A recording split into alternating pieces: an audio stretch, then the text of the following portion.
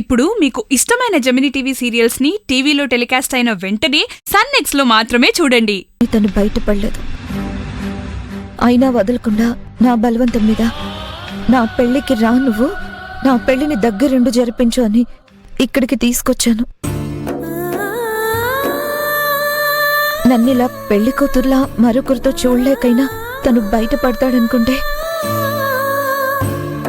కానీ గౌతమ్ చాలా కాన్ఫిడెంట్ గా, చాలా క్లియర్ గా ఉన్నాడు అంకుల్.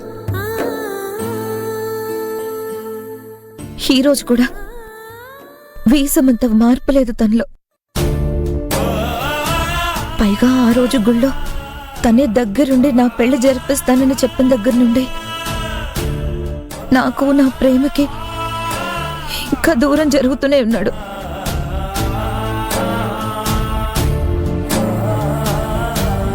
ఈ పరిస్థితిలో నేను ఏం చేయాలి, ఏం చెప్పాలి?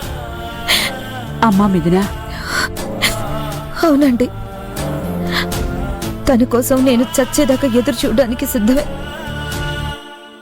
కానీ అలా ఉంటే చూస్తూ అమ్మ నాన్న ఉండలేరు కదా. ఊరు నోరు ఊరుకోదు కదా. నా బాధ వల్ల, నా ప్రేమ వల్ల అమ్మ నాన్నలు బాధపడాలా? చెప్పండి.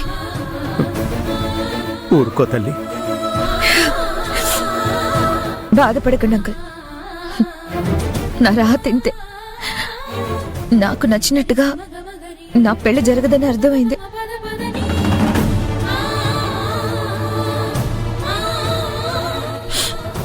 కనీసం అమ్మ నాన్నలకి నచ్చినట్టయినా జరగనివ్వండి. వాళ్ళ సంతోషం కోసం తల వంచాను.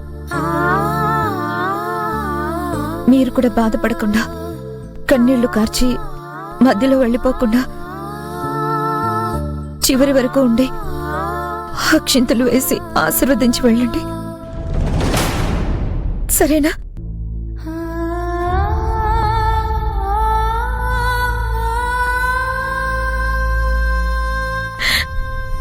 అమ్మా మిథున.